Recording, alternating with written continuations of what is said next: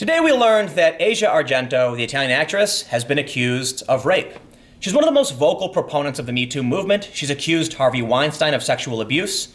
She's spoken out against Roman Polanski. So it's particularly devastating for the Me Too movement to find out that one of its most vocal proponents herself has been accused of rape. But not only was she accused of raping a minor, she allegedly paid the minor nearly $400,000 to remain silent. This is coming from documents received by the New York Times.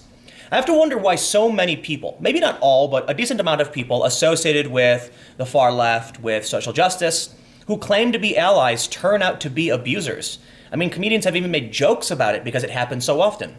There's a hashtag, reset the clock, and that's a reference to a counter of how long it takes until another feminist ally or social justice activist turns out to be an abuser.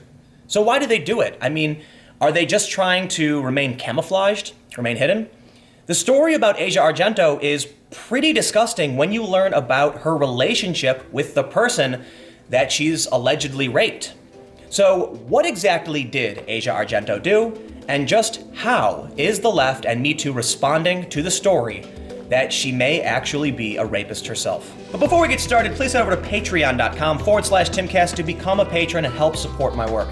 That's what I do for a living. If you like these videos, you want to see more, then please consider becoming a patron at whatever level you feel comfortable today. The story from ABC News. Asia Argento, who accused Harvey Weinstein of sexual assault, paid off her own accuser. Months after Italian actress Asia Argento became one of the first people to publicly accuse Harvey Weinstein of sexual assault, she's now herself accused of paying off a young male actor who accused her of sexual misconduct. Argento paid 22-year-old actor Jimmy Bennett $380,000 to settle the accusations. Bennett claims that in 2013, a couple months after his 17th birthday, a then 37-year-old Argento sexually assaulted him in a California hotel, according to the New York Times. The age of consent in California is 18. Now, this could just be me, but I feel like often when there are stories about a male victim, the language is rather light. You can see that in the ABC story, they first claim that Asia has been accused of misconduct, but then not even 2 sentences later say that it was alleged sexual assault.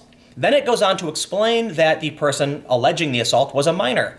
That would make it rape, statutory rape, but not only that, the story gets worse. A note is sent to Richard Hofstetter, the lawyer for Argento's late boyfriend, Anthony Bourdain, who was representing the actress at the time, claims Bennett made more than $2.7 million in the 5 years before the alleged assault. But his income has since dropped to an average of $60,000 a year as a result of trauma he suffered following the alleged sexual battery. Miss Argento, who lives in Rome, subsequently hired Carrie Goldberg, a prominent lawyer for victims of online attacks, to handle the case, according to the New York Times. Bennett and Argento first met when he appeared at age 7 in Argento's 2004 film, The Heart is Deceitful Above All Things, according to the Times. They reportedly stayed in contact in the ensuing years and agreed to meet years later for a reunion. Bennett claims that at the time of the alleged May 13, 2013 incident, he arrived at the Ritz-Carlton in Marina del Rey, California to meet Argento in her hotel room with a family member who left the room after Argento asked to be alone with Bennett. He also alleges that Argento gave him alcohol prior to the assault, which allegedly included oral sex and intercourse. The notice of intent reportedly sought $3.5 million in damages for the intentional infliction of emotional distress, lost wages, assault, and battery. Argento was one of the 13 women included in the first October 2017 New Yorker report about Harvey Weinstein's alleged sexual harassment and assaults that dated back decades. Now, it's important to remember that this is just an accusation. This is something that was settled out of court, and there were no criminal proceedings. So it's not that we're going to say she is definitively a rapist, but she has been accused. And this could be pretty damning for the Me Too movement. Rose McGowan tweeted this morning, "I got to know Asia Argento 10 months ago. Our commonality is the shared pain of being assaulted by Harvey Weinstein. My heart is broken. I will continue my work on behalf of victims everywhere." Good Morning America ran a segment that shows just why this story is so particularly disturbing. Because she met her victim when he was 7 years old, and then 10 years later abused the victim. And their relationship was akin to mentor-mentee or mother and son, with the victim even referring to her as mama in one instance. Argento and Bennett first met when the then 7-year-old played her son in the 2004 film The Heart is Deceitful Among All Things. The New York Times reports it received court documents from an anonymous encrypted email outlining a $380,000 settlement between Argento and the former child actor after he alleged Argento had sexually assaulted him in a California hotel room back in 2013. In 2013, Argento posted this photo of herself and Bennett on her Instagram account with the caption, "My son, my love, until I will live." The New York Times says that the court documents viewed by the paper provide Bennett's account of the alleged evening, where he reportedly claims Argento gave him alcohol and kissed him before engaging in sexual activity. The Times says the email also contained a photo of the two in bed together. In 2014, Argento posted this photo of herself and Winona Ryder hugging Bennett on his first day of the Heart is Deceitful Among All Things shoot. This is a story where after the alleged assault of a minor, she posted to Instagram that this person was her son. And this is even more disturbing when you see the activism from Asia Argento, where she called out Roman Polanski for taking away the childhood of his victims. In October of 2017, Argento tweeted, "Polanski is a filmmaker whose work I admired greatly, but if I ever see him, I'll spit in his face if he's lucky." And she posted this image. This is a horrifying story. I already regretted signing the petition years ago, already felt it was a mistake, no excuses, it was stupid. But this indicates a pattern of behavior that, if true, and I believe it to be true, is beyond unforgivable, beyond criminal. To take a childhood from a person is the worst thing there is. He was a filmmaker whose work I admired greatly, I still do. But if I ever see him, I will spit in his face if he's lucky. In this story from 2009 from IndieWire, over 100 in the film community signed Polanski petition. AFP is reporting that a grand assembly of filmmakers, actors, and producers from around the world have signed a petition urging the release of director Roman Polanski, who was arrested Sunday in Switzerland on a warrant for a 1977 underage sex case in the United States. The petition demanded the immediate release of Roman Polanski. Filmmakers in France, in Europe, in the United States, and all around the world are dismayed by this decision. It seems inadmissible to them that an international cultural event paying homage to one of the greatest contemporary filmmakers is used by police to apprehend him. And on the list, we can see Asia Argento. Now, recently, Asia Argento spoke out saying that she regretted signing the petition and that she was urged by her friends to do so. In a story from The Guardian in January 30th, it makes reference to a petition demanding the release of Roman Polanski, which was signed by more than 100 actors and filmmakers, including Emma Thompson. Harvey Weinstein wrote an open letter in his support in which he claimed, "Whatever you think of his so-called crime, Polanski has served his time. Supporting Polanski became like owning a Prius, something any fashionable, well-heeled liberal should do." The story says that they contacted Asia Argento. It says, "Only one person who signed the petition agrees to speak on the record, the actor Asia Argento, who has since accused Weinstein of abusing her. I asked why she signed the petition in the first place. She responded, 'I was asked by friends from the Cannes Film Festival to sign it. I foolishly went along. That's no excuse. And it's a decision I regretted almost immediately and have regretted ever since,' she says. The more I've learned about the original case and subsequent events, the more horrified I've become." But it's all very interesting when you see that in 2017, Argento tweeted about how Roman Polanski is vile and she would spit on him, but she herself was accused of abuse in 2013.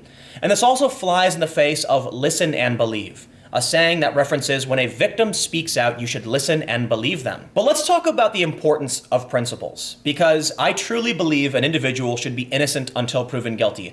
And simply because an actor filed an accusation against her and she paid this sum out, doesn't mean any of it actually happened. There is a possibility that the victim in this instance was just putting pressure on her to make a quick buck, but personally, I don't believe that. And as much as a lot of people might criticize me for it, I do tend to believe the victims because, in my opinion, based on the research I've done, I think it is particularly rare that we do see false accusations. False accusations happen. And the reason we want to maintain innocence until we can prove guilt is to protect victims, period. If someone files a false claim against another person, they are the perpetrator, and those being accused of the false circumstance are the victim. And we want to make sure that innocent people do not suffer. What stands out here is that Asia Argento is a proponent of Me Too, but the principle stands. If she's not proven guilty and there's not much to go on, she shouldn't be thrown under the bus, the same as anyone who's accused. There are a lot of people who are in the far left, who are very prominent social justice activists, who want to claim that all of these stories we hear are always true.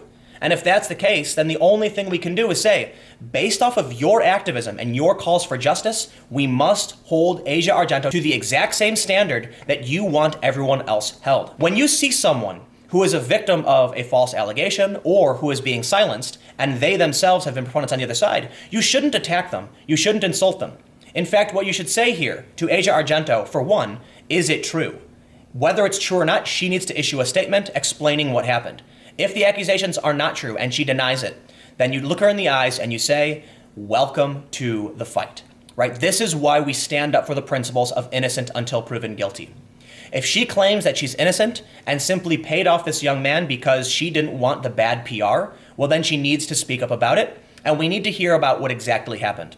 There probably should be criminal proceedings because the accusation against her is that she gave alcohol to a minor and then raped that minor, right? So let's think about it in terms of date rape.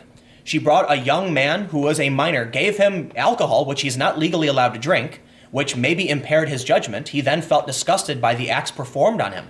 Yeah, that is literally rape. She is being accused of raping a minor. And I have to wonder why in this instance, there are no criminal proceedings. Why isn't the state prosecuting? Why isn't the state investigating? Maybe they are, I don't know. But I would like to see evidence. Before I condemn Asia Argento, and before I say that what she's done is hypocritical, we need to know exactly what happened, because at the end of the day, it's all about principle. But let me know what you think in the comments below. We'll keep the conversation going. Do you believe that Asia Argento actually committed this act against the minor? Do you think it's possible that this young man was simply trying to get a quick buck? Is it possible it's all a misunderstanding? Who knows?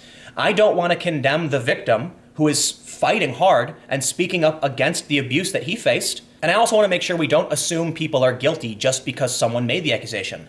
Law is very difficult. Justice is very difficult. And we always want to make sure we are minimizing harm in most circumstances. How do we do that? I don't know. Jimmy Bennett took his settlement, apparently, and that was the end of it, because this happened nearly 6 years ago, about 5 years ago. And so perhaps he's satisfied with the amount he received. Why we're hearing about it now, I honestly have no idea, but I'd sure like to know, because everything that's going on just reeks of politics. But anyway, I'm going to prattle on. You let me know what you think in the comments below, and we'll carry on this conversation. Stay tuned for new videos every day at 4 p.m. and new videos on my second channel, youtube.com/TimCastNews, starting at 6 p.m. Again, thanks so much for hanging out, and I'll see you all next time.